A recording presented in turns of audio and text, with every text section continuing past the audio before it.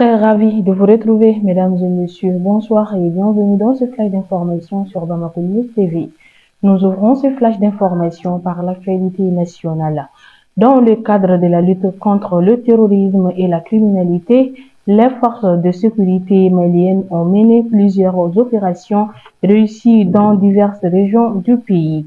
À Badjangara, une opération significative a conduit à l'arrestation des guetteurs, à la découverte de ressources militaires et de matériel roulant lié à des éléments terroristes. Parmi les objets saisis figuraient des maillons garnis d'un sac contenant des téléphones portables appartenant à des terroristes en fuite.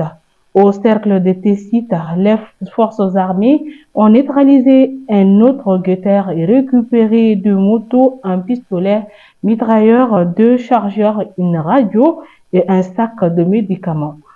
Ces actions font partie des efforts constants des forces de sécurité pour démanteler les réseaux terroristes et renforcer la stabilité dans la région.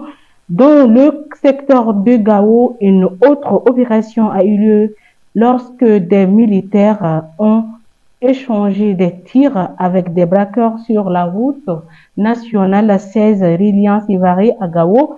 Cette intervention a abouti à l'interpellation de deux braqueurs ainsi qu'à la saisie d'une moto, d'un pistolet mitrailleur, de deux chargeurs et de munitions. Toujours au pays, le président de la transition, président du Conseil supérieur de la magistrature, le général d'armée Assimi Goïta a procédé le jeudi 19 décembre 2024 à la pose de la première pierre du futur siège de la Cour des comptes. Cette cérémonie a réuni plusieurs personnalités, notamment le Premier ministre, le président de la Cour suprême, les présidents des institutions de la République, le ministre de la Justice et des droits de l'homme, garde des Sceaux, ainsi que de nombreux membres du gouvernement. En promulguant la nouvelle constitution issue du référendum du 18 juin 2023, le général d'armée Assimi Goïta, président de la transition, a annoncé un nouveau départ pour le pays marqué par des changements de fond dans le texte. Parmi les réformes majeures de la Constitution du 22 juillet 2023 figure la création de la Cour des comptes comme sixième institution de la République.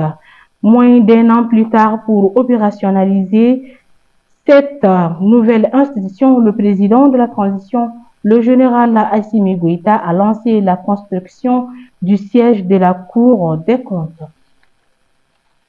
À l'occasion de la célébration de la Journée internationale des migrants, le jeudi 19 décembre 2024, le Premier ministre, chef de gouvernement, le général de division Abdoulaye Meiga, dès son arrivée dans la cité des Balazans, a reçu un accueil chaleureux au camp militaire de Ségou, Chekou Amadou Talla, où il a rendu une visite de courtoisie aux femmes veuves de militaires. Par la suite, il s'est rendu au pied à terre du gouvernorat où il a rencontré les légitimités traditionnelles. Cette rencontre a été l'occasion pour le Premier ministre de réitérer ses remerciements pour le soutien constant apporté par ces légitimités à l'action gouvernementale. Le Premier ministre a également partagé avec l'Assemblée le contenu de la lettre de cadrage adressée au gouvernement par le président de la transition. Il a également sollicité les bénédictions des autorités traditionnelles pour le succès du gouvernement de transition ainsi que pour la paix et la cohésion sociale dans le pays. Le ministre des Affaires étrangères et de la coopération internationale, son Excellence M. Abdoulaye Diop, a eu le jeudi 19 décembre 2024 un entretien téléphonique avec le sous-secrétaire d'État parlementaire pour l'Afrique du Royaume-Uni, de Grande-Bretagne et d'Irlande du Nord. Les échanges ont porté sur plusieurs sujets d'intérêt commun, notamment le renforcement de la coopération dans les domaines du développement socio-économique et humanitaire. Les deux responsables ont également discuté de la situation sécuritaire et politique au Mali, ainsi que de l'appropriation du processus de paix dans le pays. D'autres points importants abordés ont été la sécurité climatique, environnement, géopolitique sous-régionale et la création de la Confédération des États du Sahel. En outre, ils ont échangé sur la nouvelle vision du gouvernement britannique pour l'Afrique. Karim Keïta, ancien président de la commission défense de l'Assemblée nationale du Mali et figure influente de la politique malienne, a lancé une action en justice contre Arnaud Froger, responsable du bureau d'investigation de Reporters sans frontières. Ce dernier a comparu le 17 décembre 2024 devant la 17e chambre du tribunal judiciaire de Paris, accusé de diffamation par Keïta dans le cadre de l'affaire Birama Touré. Birama Touré, journaliste malien disparu en 2016, est au cœur de cette affaire qui a secoué le Mali et au-delà. Les accusations de diffamation de Karim Keïta visent notamment des déclarations faites par Froger concernant des rôles potentiels dans la disparition de Touré, ainsi que des liens présumés avec des pratiques de répression contre les journalistes. Le tribunal de Paris rendra sa décision le 20 février 2025 et cette affaire pourrait avoir des répercussions importantes sur la liberté d'expression et les relations entre les médias et les autorités maliennes. À présent, l'actualité internationale. Un tournant majeur se dessine dans les relations franco-tchadiennes avec la demande du gouvernement de N'Djamena d'exiger le départ des forces françaises avant le 31 janvier 2025.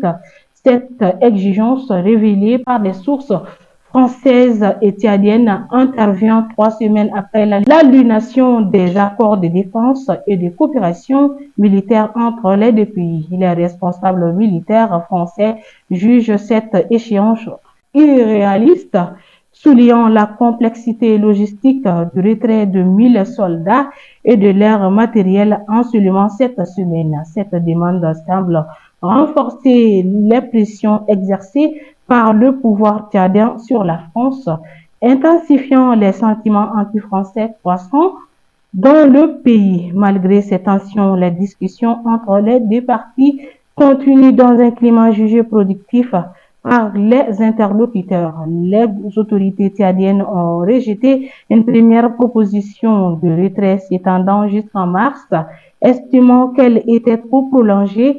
Elle privilégie désormais un départ effectif avant le début du Ramadan, le 8 février 2025.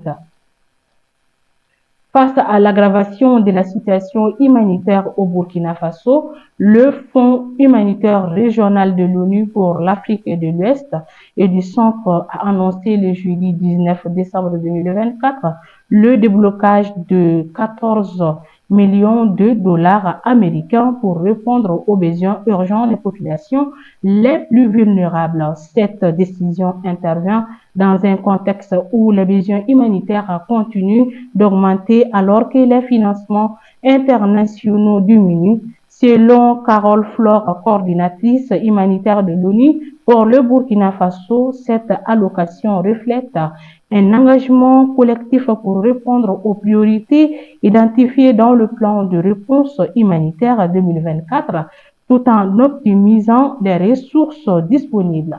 Et voilà, mesdames et messieurs, nous sommes au terme de ce flash d'information. Merci à vous de l'avoir suivi. Au plaisir de vous retrouver très prochainement. D'ici là, portez-vous bien.